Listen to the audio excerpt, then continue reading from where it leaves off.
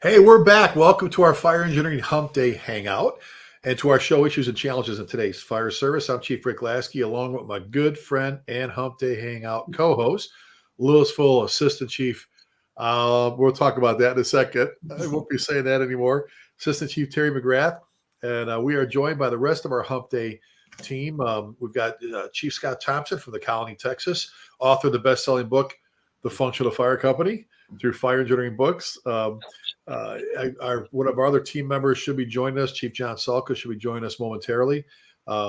We've got another great show lined up for you today. As a reminder, if you have any questions, take a ride over to X, formerly known as Twitter or whatever, and send them our way. Our producer, Mark, will grab them.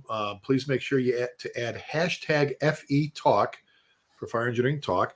But now our topic today, and this is actually kind of a cool one where we're at right now with the group of us, staying motivated in the fire service, especially through tough times. And we always get on the phone and talk about, the fun stuff, but sometimes just each other and what's going on and the stresses and that, because we'll talk about, the whole chief officer thing. But before we do that, welcome back, Scott. Welcome back, Terry. Like I said, John hopefully will be joining us momentarily. I have a quick announcement. A good friend of mine, Marion Blackwell, former chief of Spartanburg, South Carolina. We were together up in Coeur d'Alene. He was a neighboring chief. We did a May Day together. He was actually my RIT chief. He's a great guy. He's going to work for the Florida State Fire Marshal's Office. He's going to work for, I guess he's going to be doing,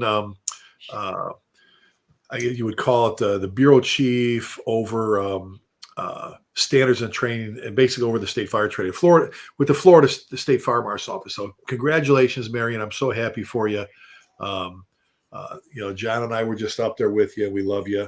But Terry, let's talk about Terry McGrath here for a second. And so Terry, you were with Scott and I for a long ass time with Louisville, but you got some news. I know I posted it because, you're another one of my brothers from another mother. But so what's going on in your life, buddy? So I accepted a position with Texas Forest Service. We had a show, I don't know, a few months back. We talked about the TIFMAS program, which is nested within the Forest Service, which is kind of a resource outlet for the state for all hazard response, wildfire response. And it's a program that's coordinated through Texas Forest Service.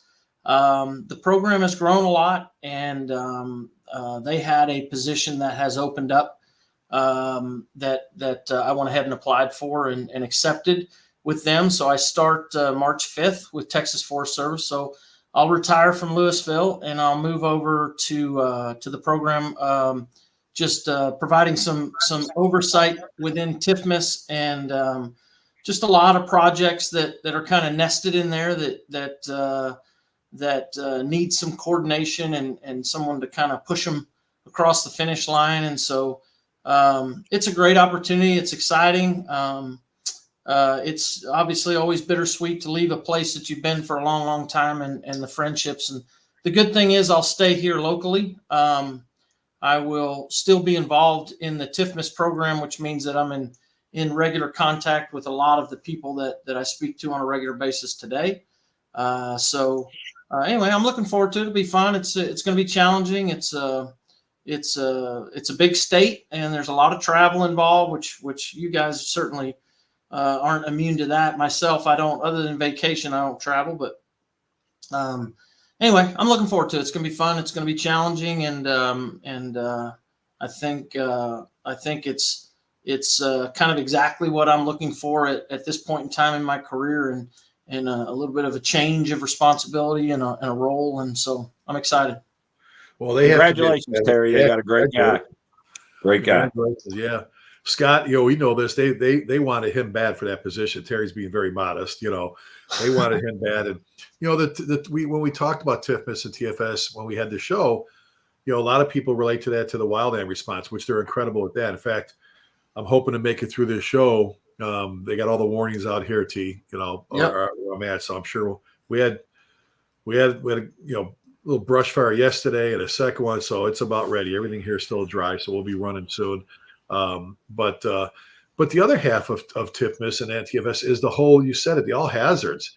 And I love bragging on the fact that, well, we've got a hurricane approaching the coast, through TIFMIS, through this, through all the agencies coming together, but through that all hazards, we can evacuate like 2.5 million people away from the coast, send the C-130s down there, transport the nursing home patients, all the ambulances. Heck, Dallas is 5 hours, 6 hours away, and all their shelters are open. They get the pharmacy, it's incredible, to see that process of moving everybody away from there before the hurricane ever, hits, instead of what do we do when everything's flooding, like you see so many other places do. So I'm excited for you. I know Scott just said, Scott is together, the three of us, for so long, that it's pretty cool. It's pretty cool. I'm telling you, I'm going to work. I'm going to work for him. I'm going to be one of his area chiefs. I'm putting my name in, and hopefully I'm successful in the process. I'm serious. I'm excited. It's going to be it's going to be fun. And like I said, the easiest part for me is that I'm not I'm not leaving here and going into sales or it's kind of literally changing a shirt and kind of dealing with a lot of the same people and so that part of it's fun and I'm hopeful. It's gonna be a good time. Yeah, well, we've been hearing you for years, but I need like 20 something type 3s and type 6s, and I need tenders, and I got airplanes dropping water over the hell damn place. And will you have this guy call me and tell me what he needs, and and did you guys really slab a whole subdivision on that fire? No, we didn't, Terry. Somebody's lying to you. We didn't lose a structure. What was it, Terry? We had like Ryan will tell you, right? Fetzer with us in our park, we had like almost 4,000 acres go over 3,000. And all those, remember you and I were talking. I called you right from the scene, and you told me I got 14 air assets working for you. And somebody was saying you guys slabbed the subdivision. I went, no, we did. We lost a barn, like an old barn. We didn't lose a house or nothing. You know how they are. They're pretty. They get after it here. But so how about you don't have to move, so you can't use my movers because end of March I'm moving to Colorado. I'm very excited about getting to work with a great group there, great bosses, great board. I got the dream team as a staff, and then I've got an incredible group of volunteers. The more I talk, the more I'm just so excited. But we'll be heading there at the end of March. And there's Chief Salka. Chief, do you have us? Not yet. We'll get him here in a second. Turn the volume up. There he is. We were just congratulating. Technical problem with this technical nonsense. Well, we were just congratulating Terry on his new job with the state, with running TIFMIS and all that. Congratulations.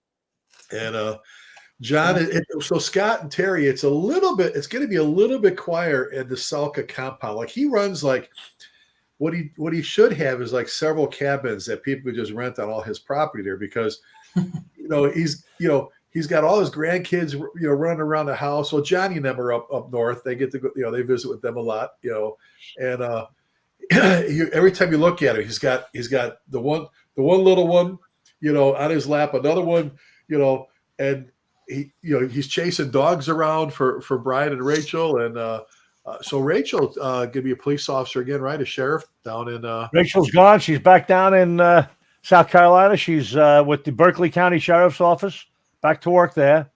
And Brian actually has his interview, had it this morning already. He said he was the first thing this morning, and it's 1:00 now. So I got to give him a call. I checked my phone. My phone had died a little earlier, and I do not have a phone call from Brian. So that is, I'm not sure if that's good or bad. They had 4 openings and 2. They had 4 applications and 2 openings in Goose Creek. So he had the heavyweights all working for him. But we all know you never know. You never know. You never know. But you know what? I said it yesterday to John, Terry, and Scott. We know Brian. They'd be whoever it is, whatever department it is, would be foolish not to hire that guy. If he qualifies, pass everything, he's freaking incredible. Rachel, Scott, and Terry, you being a police officer for a long time, starting and working in Louisville and Dallas PD. We used to watch her on Live PD. They always feature that sheriff's department down there on Live PD, and we used to see her all the time. And she's a professional, like trainer, and she's this little thing that will lift your Scott. She will lift your fire engine over her heads. I've never seen such a little person with so much strength in my life, and they're kids. She's Layla, unbelievable. like And you Layla's- look at her, you think she's a model. You think she's a model from, downtown Manhattan somewhere, and she could certainly kick my ass. I know that. Wow. But hey, anyway, another quick announcement. Join us tomorrow night. Chief Salka and I have our podcast with Fire Engineer. We've been doing for decades now. The command post. We're talking about the outside vent position, the OVM, OVP, and the benefits of that incredible task on the fire ground. And don't forget about FDIC. FDIC coming up soon. Sign up for our classes. I'm telling you, it happened last year for John and I with the 3 degrees of Mayday. They just shut the doors. People were sitting along the floor. Scott, you've had it with your classrooms there, and you feel bad because people are trying to get in there. Well, get there soon for the class. You don't have to register, but for the workshops, make sure you're registering now because the seats will go pretty quick. So, all right. So we're talking. And this guy too. His classes are always full. They're always full. Yeah. The best-selling book, The Functional Fire Company. You're carrying on Bobby's tradition very well, John. Bobby, I miss him doing that because right now he can turn that thing around. Oh God, that is perfect. And I was just showing some of you the picture, Scott. I was in we were in New Mexico, John and I, Eddy County. What a great another group. And I was showing them the mud flap on the back of your one engine. It doesn't say like it just simply says we will come for you. We will come for you. Yep. We will come for you. That is so freaking awesome. And then I also which is a different message. Which is a different message. And a lot of places have like we're coming or hang on, we're on the way, which is just a general statement. But yours is a personal message. We are coming for you. Well, and John, Scott, it's John, paid tremendous dividends.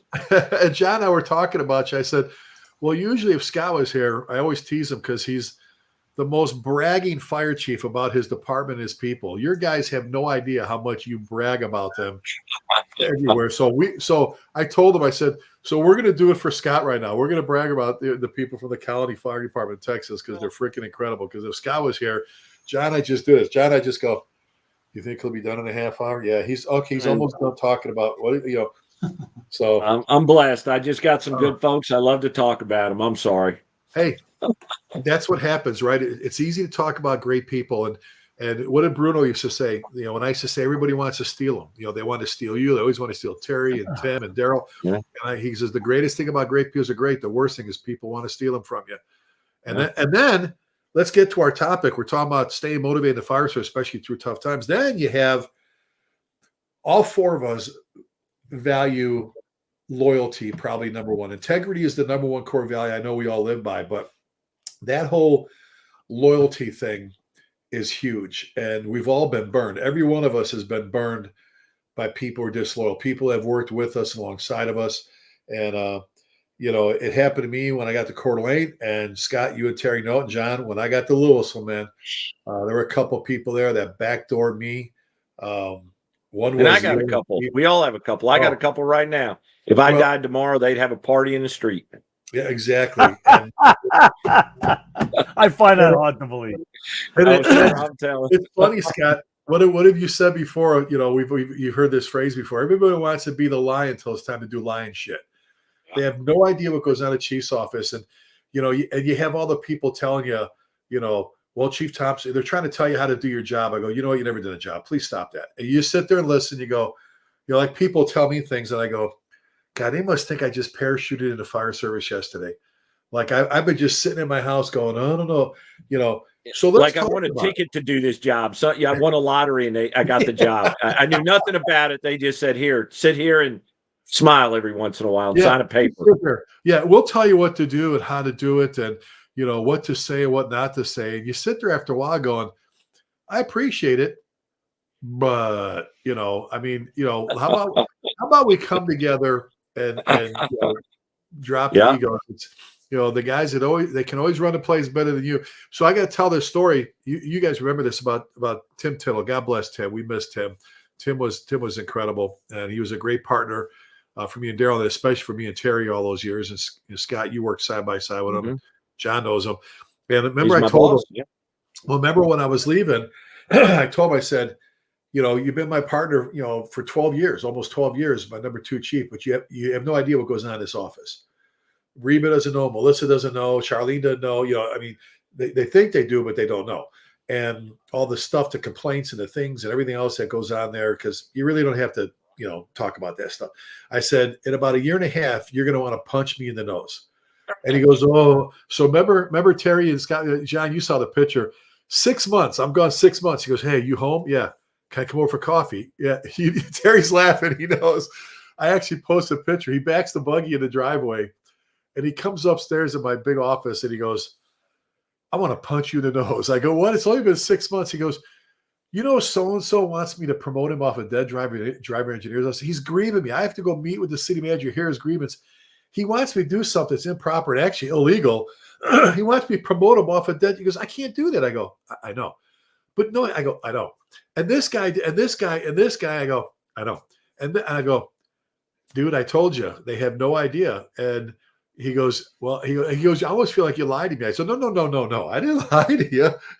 You just didn't believe me, So I can't really put it in words. It's something you have to experience. Well, let's throw this first one to John about staying motivated in the fire service, especially through tough times. So, John, decades literally with the FDNY in the busiest of companies, and then 40 plus years as a volunteer and a volunteer chief and everything. So, both, like so many others, both spectrums. You get the big time career, big city stuff, and then you drive home and you're doing pancake breakfasts and you're dealing with, the whole different leadership styles that you have to have when you're a volunteer chief versus the career department. Career department, you say, Scott, I'm sending you home because you screwed up again or whatever.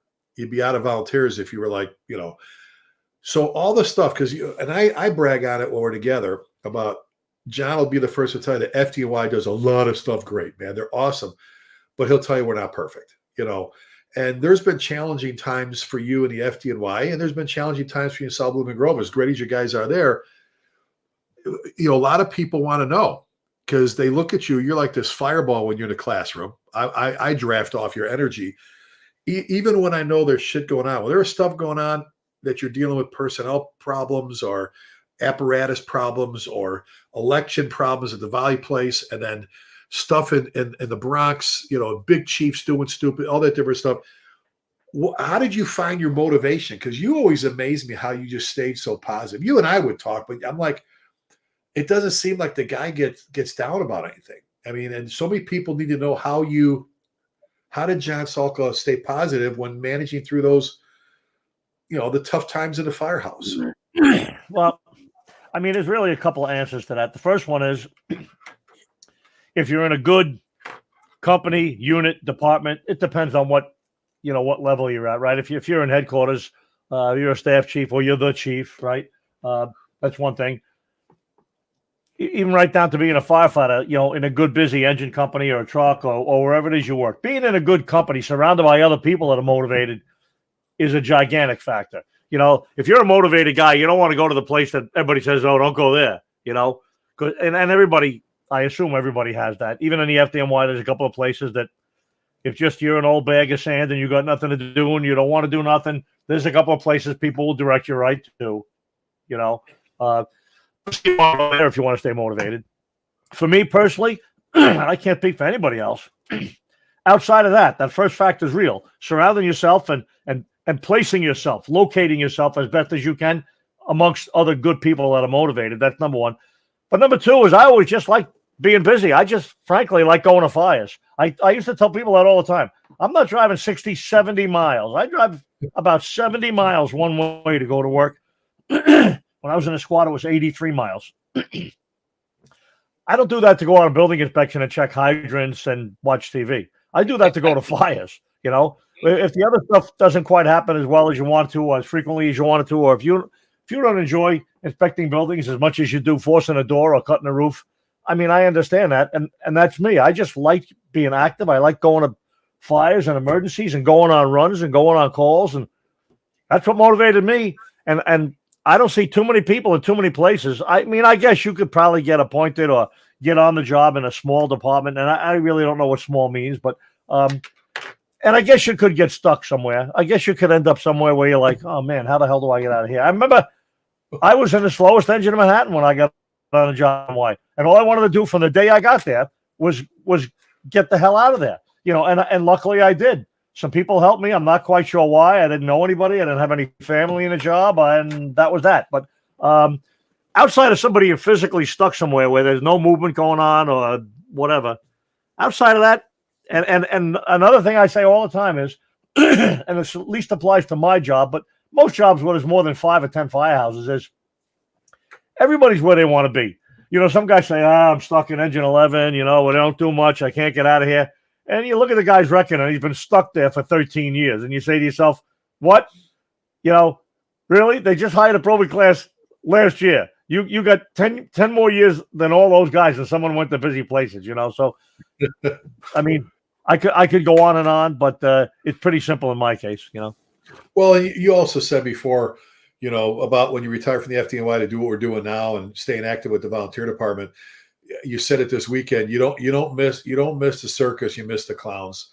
You miss sitting around the kitchen table, the coffee, the learning, the mentoring. And I always talk about, you need once in a while you need to find your happy zone, your happy place. It's up to you. No one can pick your happiness for you. Nobody can. I mean, you can walk around and be miserable the rest of your life because misery loves company. But you got to pick, all of us are into our families. I've said it before, Scott and Terry, John. You said we talking about one of the common threads among the greatest leaders I've ever studied, had the opportunity to work alongside, idolize, work for. Number one, they've all value family. Look, before we even start talking about this, we're talking kids. I'm always asking Terry how his son and daughter are doing. And, John, we talk babies, everything else, grandbabies. I think when you got people who are well-grounded in their family values part of things, I think that makes for a better base as well for someone that's going to take care of their people. But let Scott throw it to you, then Terry. You and I, we met in Plano, Texas. What was that when we did a Save Your Own class there? Me, Sal, and Curtis. Oh, gosh, Rick, 98, 99, because I came to work for you in 2002, and it was a couple of years before that, so it was late 90s. Yeah, it was late 90s. We did the Saving Our Own in Plano.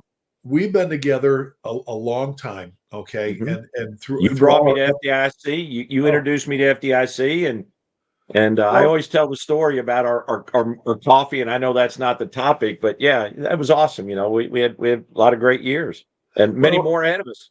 Well, and you and I, and Terry will jump here too, and John knows because he's my best friend. We talk all the time. You and I used to share our frustrations. I know I've been on the phone. I used to bend your ear and Terry's ear.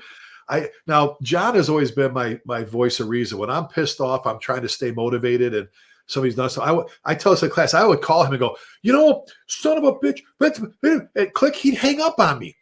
He'd hang up the freaking phone, and I go, he just hung up on me.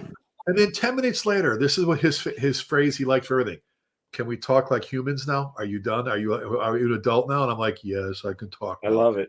And so we'll call each other, but you and I have been on the phone a couple times, and I've just said, I've been stressing you, like, what the hell's going on here?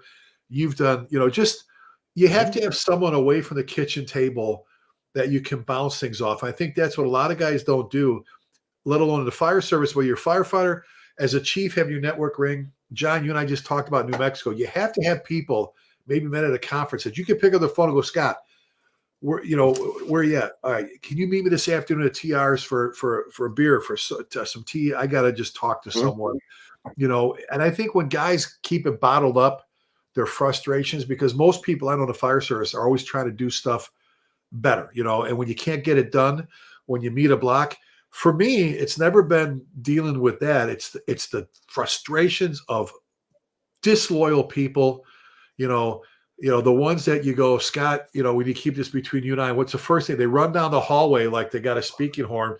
I'm like, so everybody knows our conversation now. So apparently I can't send you any emails or text you or call you because I know you're going to run down the hallway and blast. Terry and Scott, our rule in staffing is right.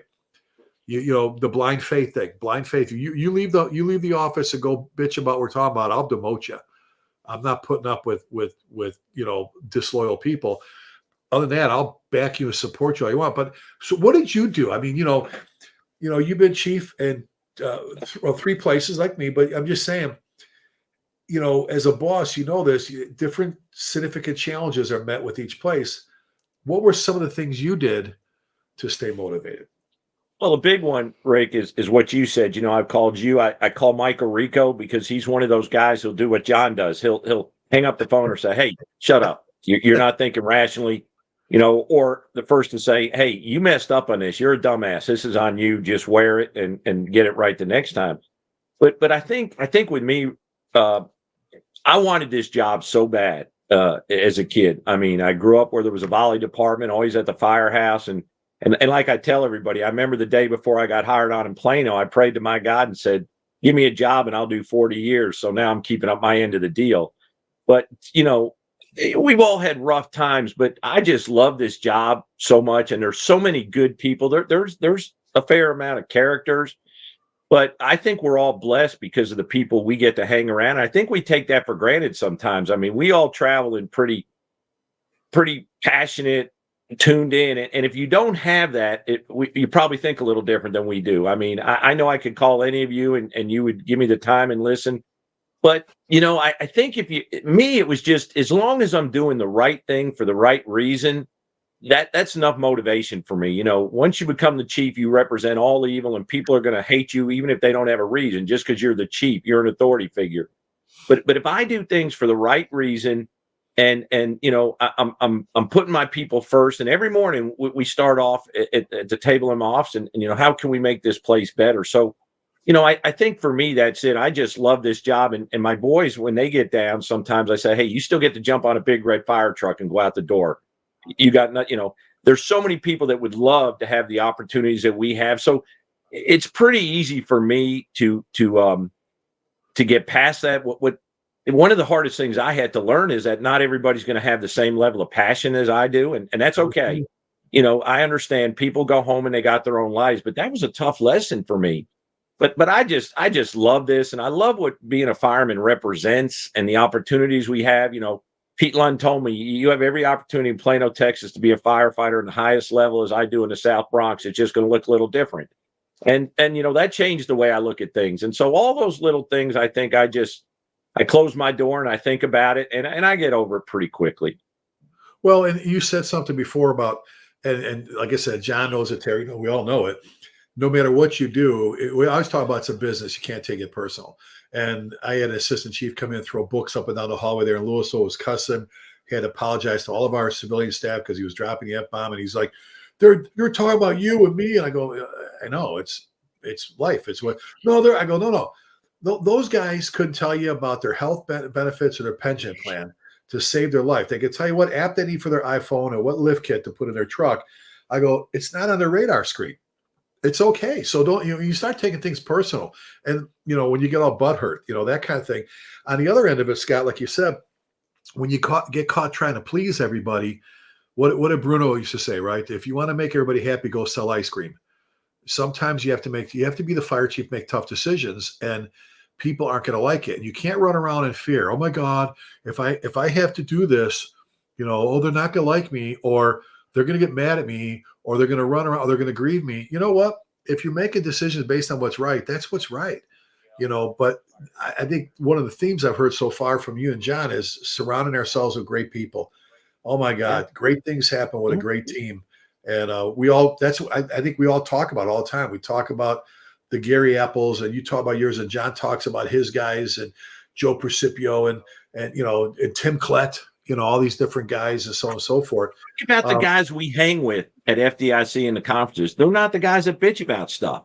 They're guys that love the job. They don't complain. They let's talk about the good things which far outweigh the bad things. And I think that's what you got to do. And we're all adults, so we all can control what we let affect us and what doesn't. And it's just it's a discipline thing more than anything. Don't let yourself get drug into the gutters. Right.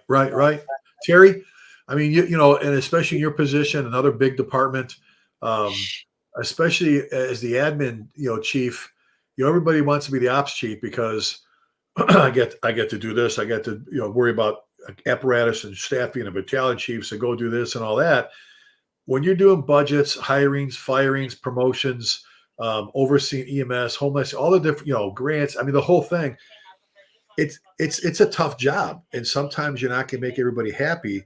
I know your passion for the city of Louisville, Terry. I know there's guys there that don't know that. They didn't know about Scotland. He's there. They didn't know about me when I was there. How do you stay? I know golfing is one of your motivations, but I mean, that's where, there's a lot of people watching this show that are like struggling sometimes with that happy, they get, it's so easy to get beat down and be frustrated. So what do you do, bud?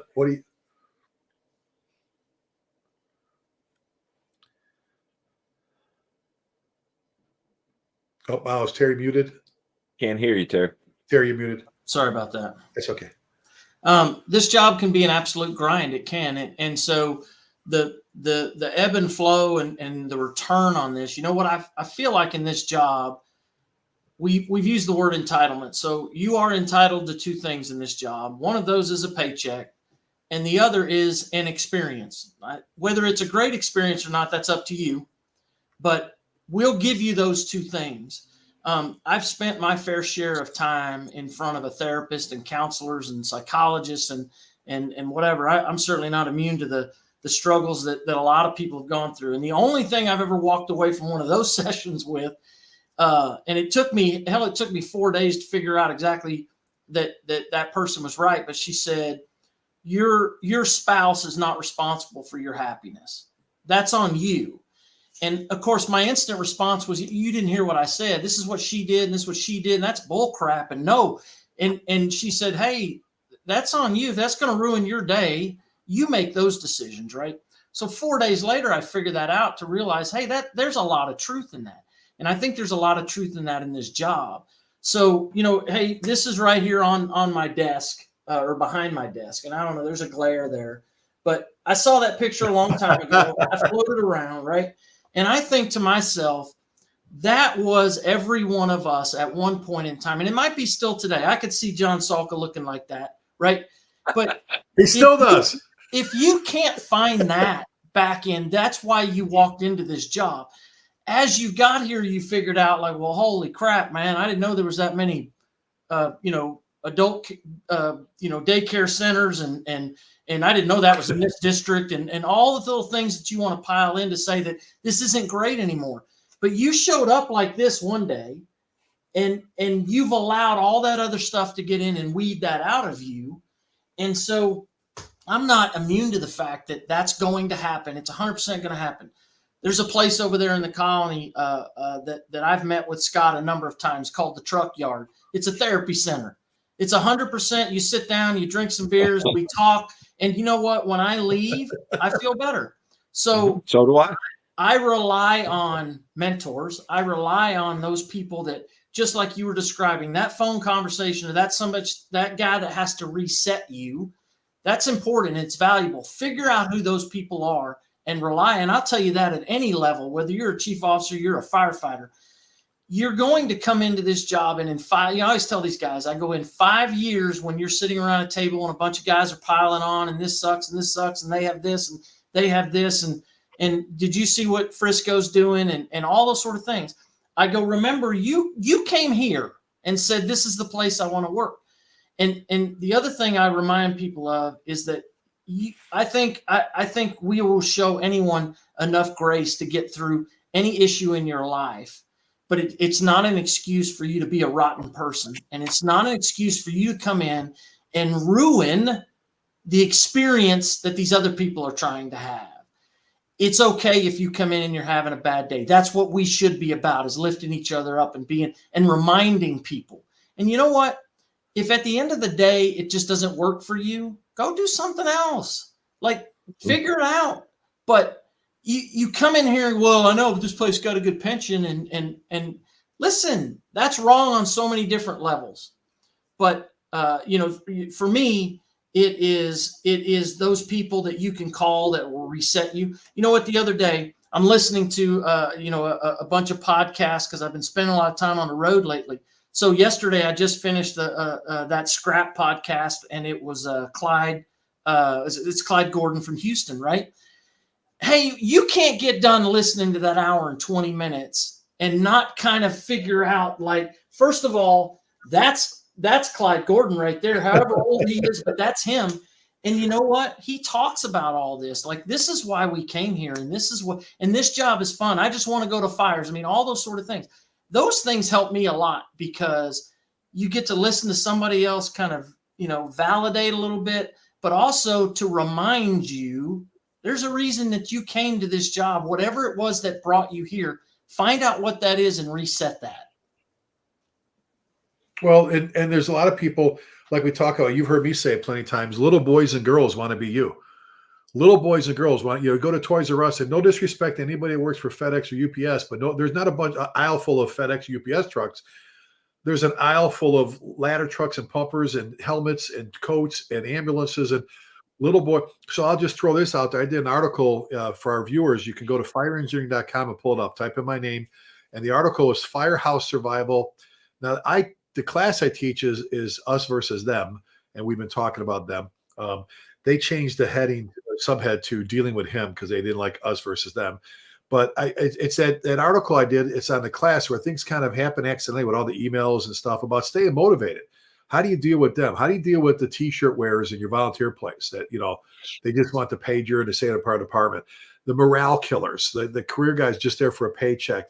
Scott, you said it. The hardest thing I had too was I realized it took Bill Allen told me, Rick, not everybody loves the job as much as you do. My lieutenant, you got to get over that. It's going to be a job to some people. But real quick, look that up, folks, because I talk about the 3 Ps of surviving the firehouse to get past that stuff. The first P is the foundation for all success is passion. Passion drives success. Just what we're talking about. You never let anybody reach into your heart and steal your love for the job. I at one point worked for America's worst fire chief, and he stole from me my love for the job for a while, and I'll never let that happen again. More to that, okay? You can look it up. Second P is perseverance. Never compromise your principles. And like John said before, you don't give up. You don't throw in the towel and become one of them. You can make a choice, to stay. It's anybody could give in and say, okay, I'm just going to sit here and be lazy and not do stuff or whatever. Perseverance overrides things. Passion drives success. And the third piece, probably the most difficult, is patience. Sometimes you got to wait like 10 years for them to leave. I've been there where I had an assistant chief. I couldn't wait to leave. And the moment he left the building, things got better with morale, with people, with our team, everything else. And that's the hard thing to do, because there's people that have been popping some comments on here, and one of them just messaged me. I'm looking at my phone. That's easy for you to say, how do I keep my sanity? And I'm like, I don't know. I'm not a doctor, but I can tell you misery loves company. And, like we do, find people who love the job like you do and hang with them. Go golfing with someone. Go do something with someone's family. Find people. What's that saying? Hang with people whose passion sets your soul on fire. But I mean, John, you always, and I'll pick on my buddy John. He brought up this weekend, and years ago, I don't know if you guys remember this. We're up on the big B, Chief Bobby Hall and John. We got about 3,000 people in front of us at FDIC doing issues and challenges in the fire service, and just like we're doing now, issues and challenges. And I remember somebody said, if each one of you could pick one thing you do differently, what would it be? And John, where I'm going with this. You just said this past week in New Mexico. He said, I'd spend more time with my family. This is a guy that's been a firefighter for over 50 years now, volunteer forever, career guy, the probably busiest companies in New York City, living the dream as a firefighter. And he goes, spend more time with your family. And I watch him now with the grandbabies. I watch him now with his kids, and he said it before, sometimes you almost feel like you're making up for lost time. You're like, I was so focused on the job, I forgot one of my happy places that helped me get through those days was my pool at home, and the kids are swimming in there, picking them up at different, all the different things. John, that played a huge role. I know in your life is you're a big time family guy. Is your family?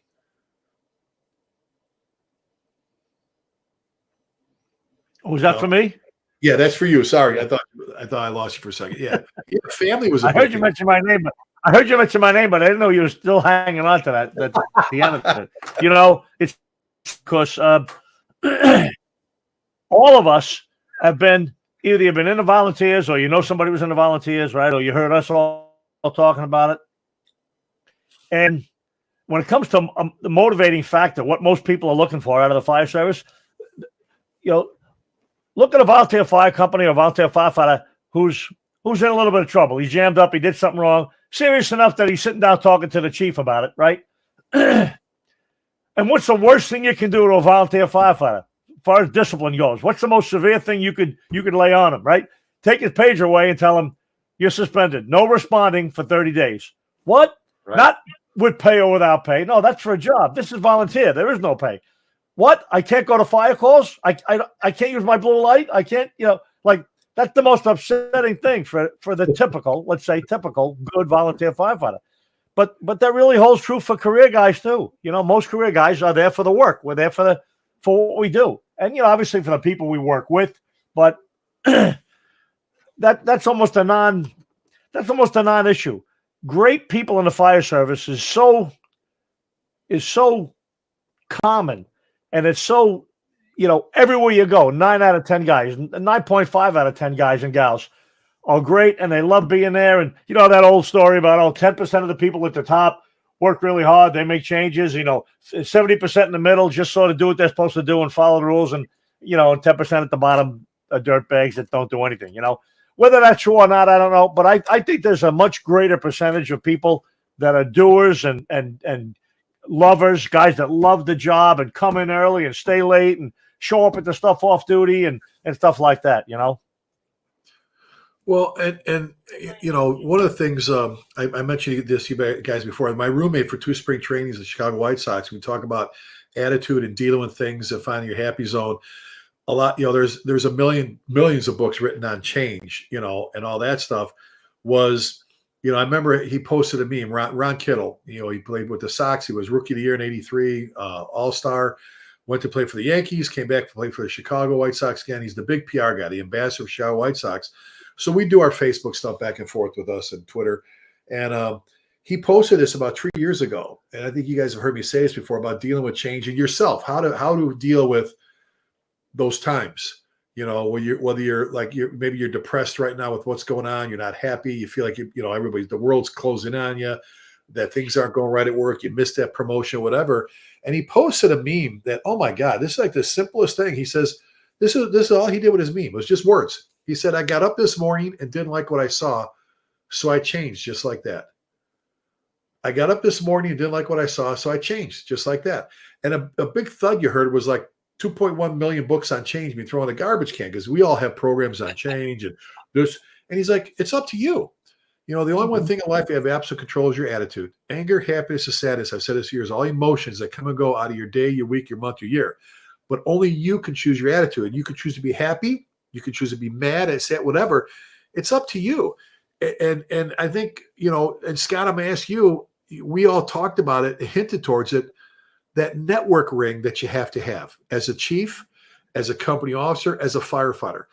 There was a really old B movie years ago, a long time ago, called The President's Analyst. Who does the President of the United States talk to?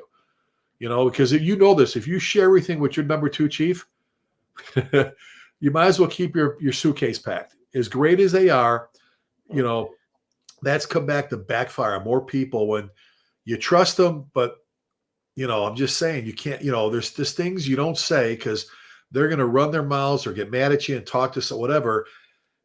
Who do you talk to? So talk about that network ring, Scott. We talked about before. You said FDIC, but in your area, because not everybody go to conferences and stuff and hang. That talk about that network ring. That the vital importance of having the people to lean on. Well, I mean, Terry is certainly a big one. I'm in a little different situation. Is a lot of chiefs in this area don't agree with what I'm doing, so I don't have a lot of chief friends that I can reach out to around here because they don't like being proactive. I'm sorry. Well, they don't like because we're training and we have a squad in service and all this other stuff and that's okay. But I talked to Terry like Rick. I've called you probably 24 times over the years, and a lot of times you just let me talk, right? You hear me out, and then you look for those people though who are not going to agree with you. Like I said, Mike Arico, we both know Mike love Mike, and Mike is my best buddy, and outside of this area, and he's not afraid to tell me when I'm messing it, when I'm getting it wrong, and I need to hear that. And so you always got to have those. Yesterday, like I was saying, I was contacted to do a thing for a book, so I reached out to Mike Dugan and Jeff Kuhl and Frank Lee, because I wanted to make it had to do with 9/11. I wanted to make sure this guy was legit. And so you have those people in your phone that you can call, and they're gonna tell you, and you trust them enough that you're gonna listen to them. I think that's a big part of it too. You want to have the people that they're a little invested in you. They care about you enough to be honest with you. And so locally, I got to say it's certainly Terry, and I talk a lot with my boys. It's great hearing a firefighter's perspective. My sons are both doing it, and they have perceptions about chiefs, and they won't hesitate to say, no, I wouldn't want that as a line firefighter, or yeah, that sounds good. So those are the people that I talk. It's a very small group. My group is not real big, and for no the reason that I want to keep that kind of small and somewhat intimate, and have those conversations. But you want somebody who doesn't have a dog in the fight, basically. But you said something. You said something, Scott, that, and I don't care if you're sitting in the chief spot. Like, I don't want people to agree with me. I want honesty. I want you to be candid. I want you to tell me the truth. And I want that out of our conversations at the truck yard, just like you guys alluded to, where somebody says, "Hey, man, you're acting like an ass on this deal, right?" Yeah. Jerry Wells reset me one day. He followed me into my office after I imploded about something. Shut the door, and he said, "You're being a D, and you need to fix that, right?" And so that's that's where I place value. I don't need somebody to come in there and pet me and say, "Yeah, you're right," and that guy, but there's far too much of that, and that needs to happen at the station level too. Exactly, Terry. And I was just what you and Scott just said. Yes, people. The Sector C kissers, the people are just going to give you, well, sure, Chief Salka, exactly, Chief Salka. I look at them, they're the ones that have their shoulder into your backside, and they're pushing you down the plank. All the sharks in the water, yes, people do nothing. I think they're phonies. I don't want someone that's, look, I told people, I'm from Chicago. I don't get my feelings hurt. There are some people, man, if you got to be so careful how you say something, and all this, and you could tell me, and we may argue a little bit, but when it's done, it's done. It's over. It's over. And let me do this. So one of our battalion chiefs was riding out with John Salka. John, you know this story, and Scott and Terry, you guys remember this, all right? He come in and goes, "Boss," he goes, "I've never seen it like this in my life before." He goes, "We're at 88 engine, 38 truck," and this is back when they were cutting staffing, John. And he says, "Chief Salka, we're making rounds." He sits down, he's having coffee, and one of his lieutenants says, "So what are you going to do? To take care of us now that they cut staff limit?" And back and forth. And he says, Chief Salka looked at him and says, "Is this guy lieutenant? Is this guy an F lieutenant? Are you you're the one to go, you're the one that this, you guys negotiate, you're the," and he goes, and they were going, he goes, "I got so uncomfortable. I wanted to leave the kitchen. I'm like, oh my God." He goes, and 20 minutes later, they're having coffee talking about the Yankees. And I go, and he goes, "Well, I don't get that." I go, what you should get is it's business, not personal. If we can't be honest with each other, John, what do we say? Colvin Powell says it, right?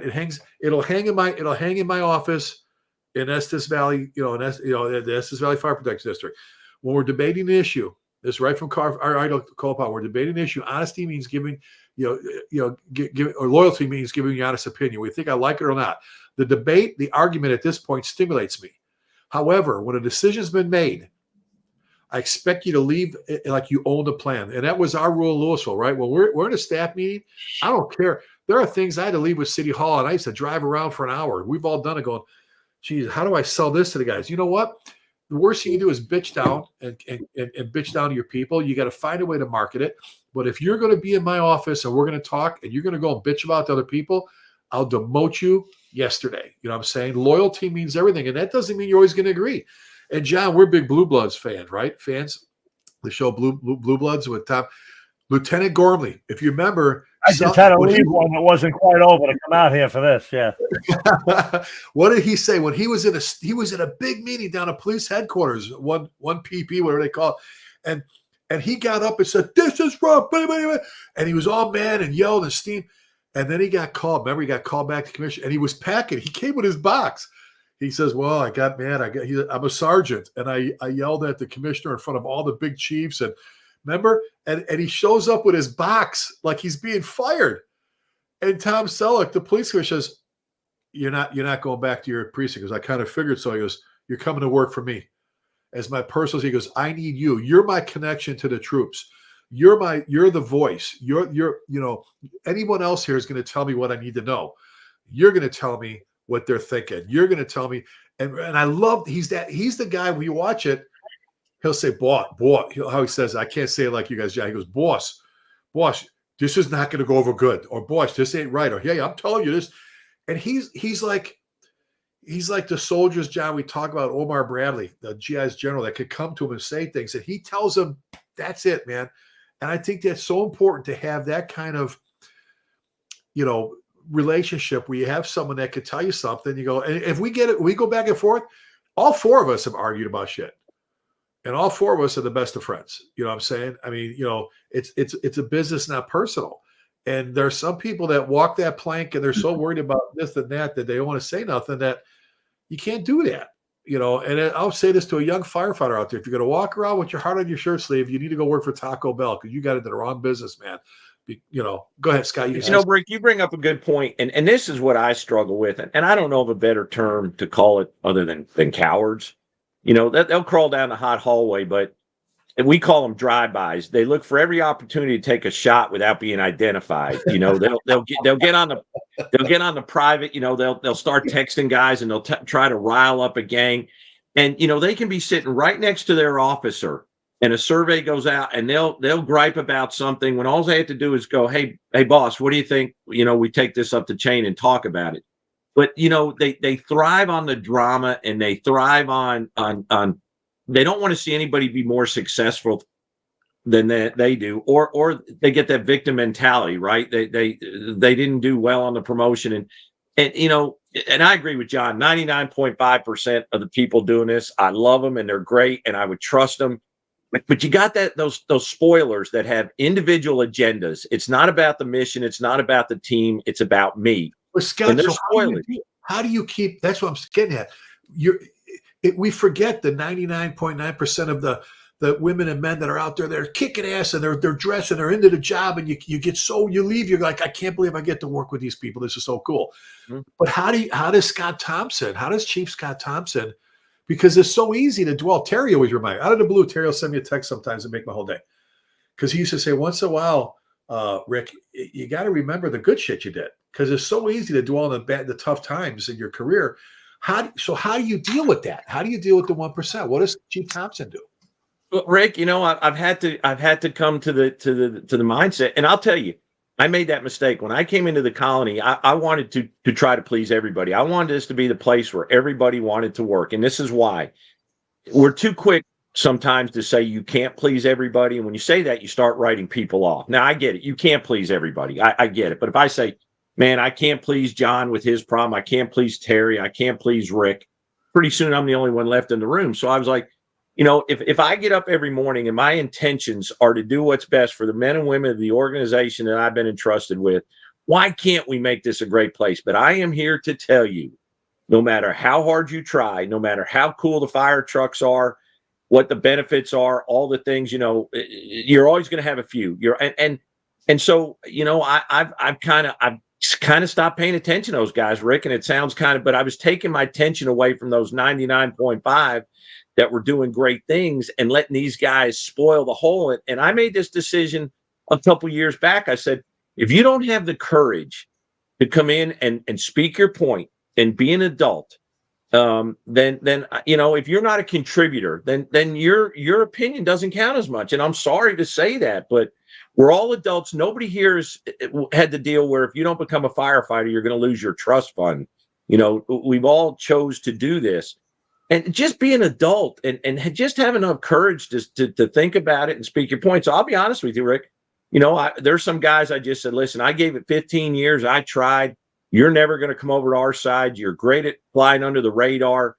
I wish you the best of luck. I'll say hi to you. I'll shake your hand, but I'm not going to waste any energy on you if you're not willing to meet me halfway. And that's where I am. And, it took me a long time to get there, but for my own sanity and for the sake of those 99.5, I'm not going to let those cowards, if you will, detract from the ones who get it and want to do so. Everybody has bad days. I understand that. We all got seasons in our life where things go on, and we're going to have peaks and valleys, but the guys who have checked out and they just want to make everybody else miserable. And no matter what you do for them, it's not going to matter. So I can't spend a lot. They haven't earned the right to have an equal voice in the organization. And if people disagree with that, I'm sorry, but that's how I feel. Well, and it's just, that whole Marine Corps saying pain is just weakness leaving the body when you're working out. If you allow that to get to you, look, I look, people say, well, they ran him out, they chased him. No, you did. You know what? I just got to a point where I've tried everything I can, and I'm going to go have an impact over there now. I've done what I could here, and I think I've done a good job. I don't run from anybody.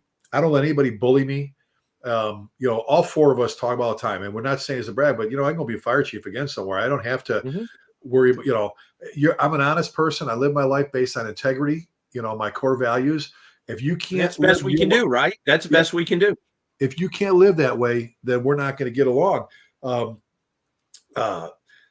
John, you talked about the difference, between telling a guy in the volunteer place you can't make runs for a month is that's like cutting off their arm. It's like, oh my God, I can't go to a call. I can't, how about in the career side? We've talked about this before. One of the things along the same lines is you want to send a message to someone. I've had people do it, John, where I'm just like, you know what? Jack McCaslin, Chief Jack McCaslin said, every now and then you got to take those 1%ers and send them to the land of the clay people.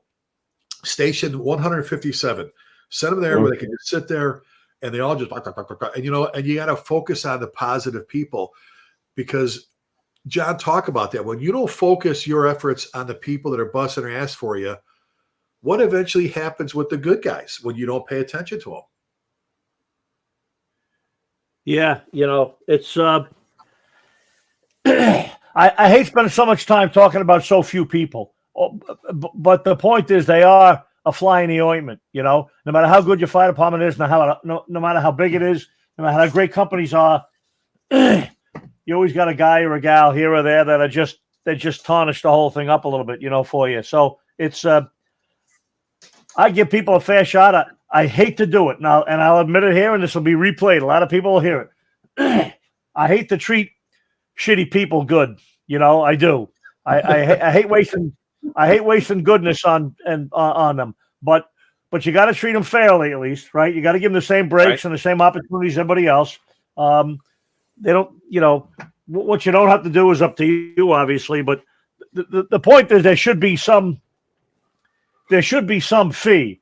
For their behavior, some guys march around a firehouse spoiling stuff and turning stuff upside down and starting bad rumors and being a general negative influence on everything.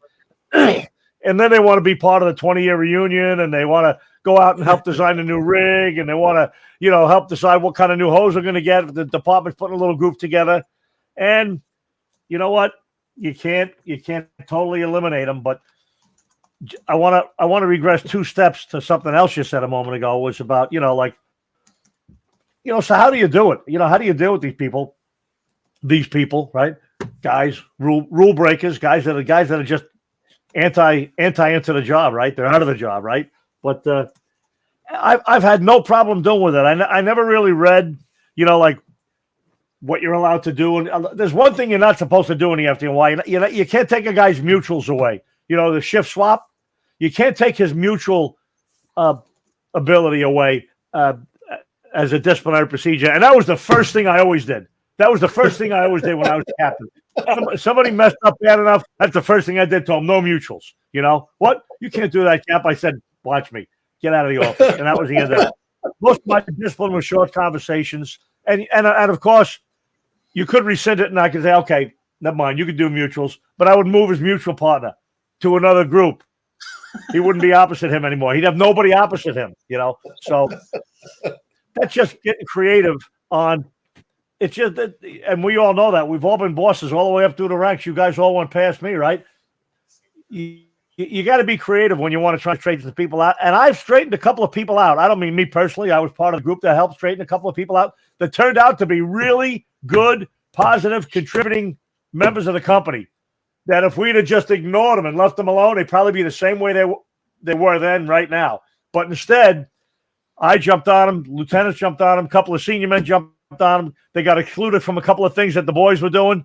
And all of a sudden they're like, what's going on? You know, one of the biggest problems in a fire service is we're too used to being happy. We're too used to loving what we do, you know, and we can't deal with not real work, but it's funny you should bring up Blue Bloods, because one of the 10 episodes I watched in the past 2 days, I forget what it was. It was the kid.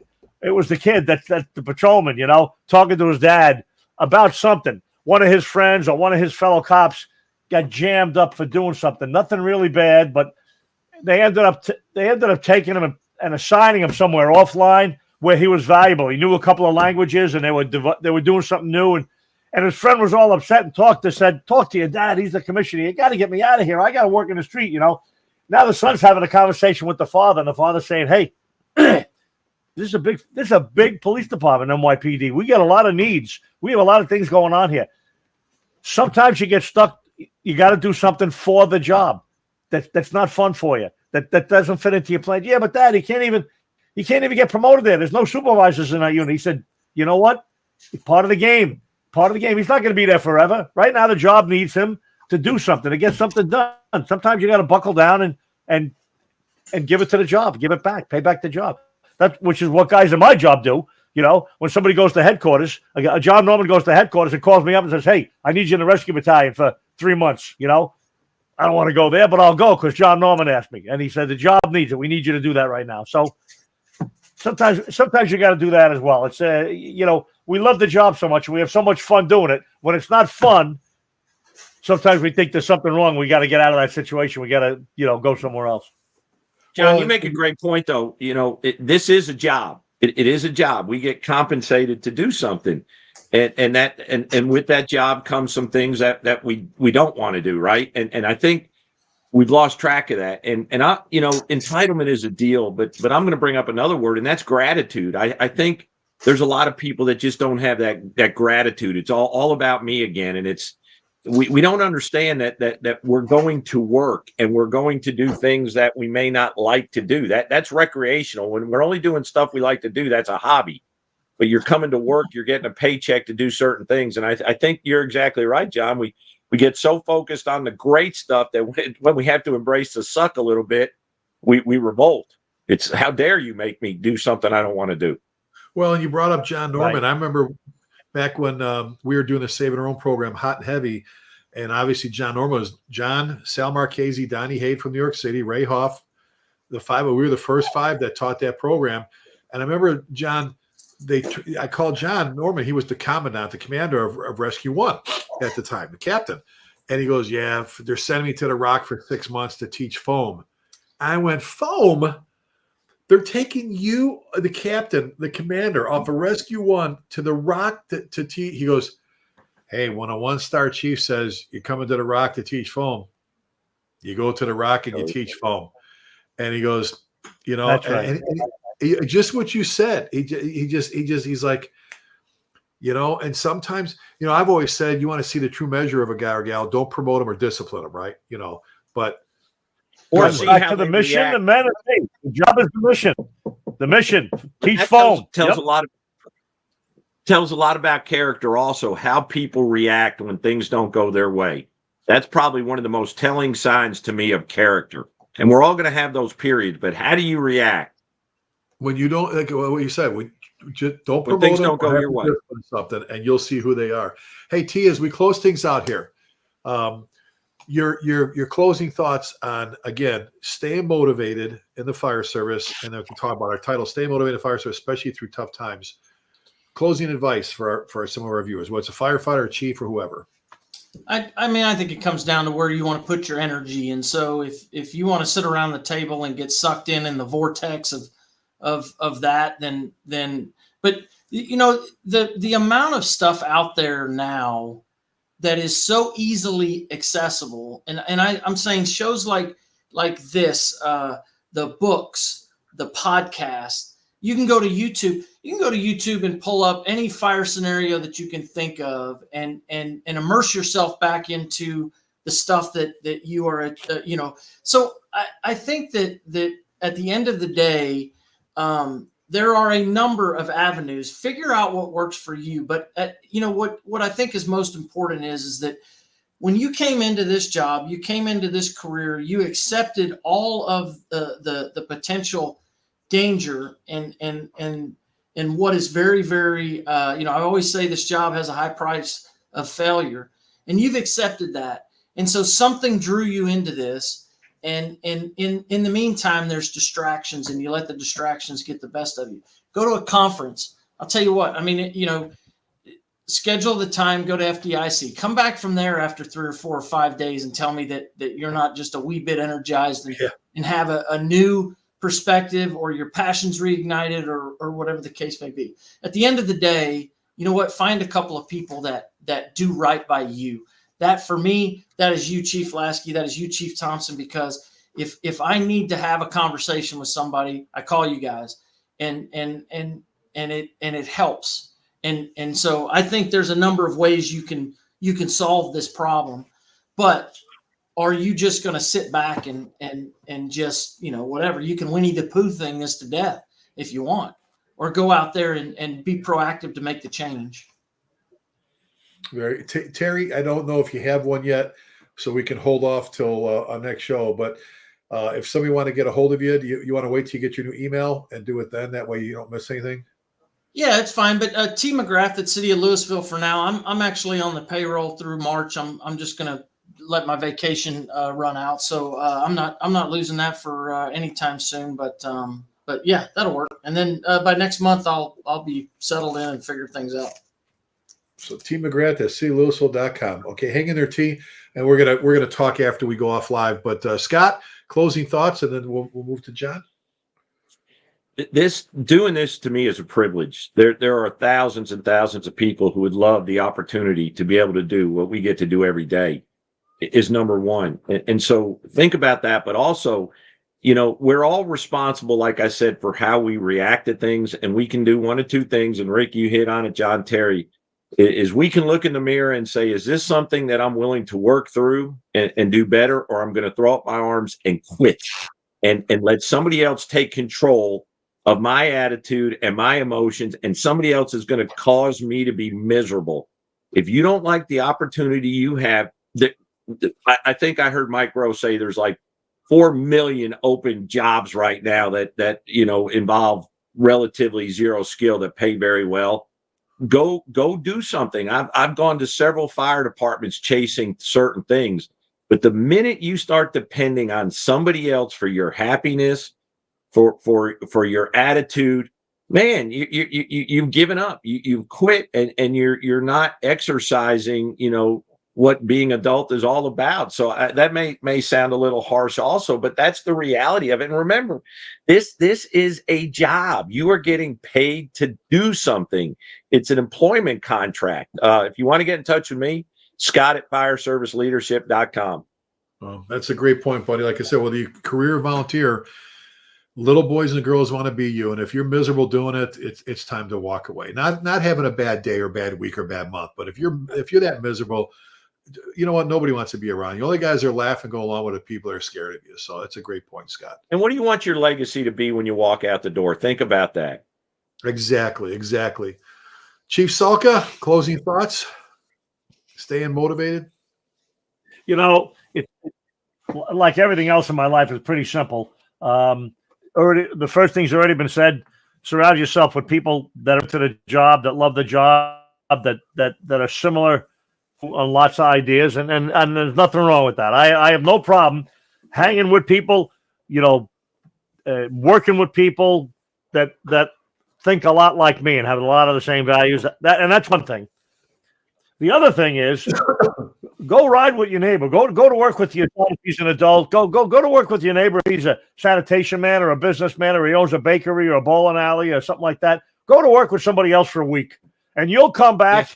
You won't sweep the floors. You'll lick them. You'll lick the floors in a firehouse. After you go work in a real job where people get their their chops busted all day long, and some terrible bosses out there that just get picked or selected, or they own the place and that's why they're the boss. And I'm not saying a lot of people don't love their job, because they do. We think we're the only people in the world that love what we do. Nurses and cops, and I know construction workers that love what they do, but there's a lot of people out there that in the morning when they wake up, they think about what they got to do, and the next thing they think about is how many hours to get home. How many hours they're waiting to get home, which is good about being home. But yeah, go check somebody else's job out. Work for the highway department for a week, shoveling some blacktop in the middle of the summertime, or plowing roads and in the winter or whatever. Yeah.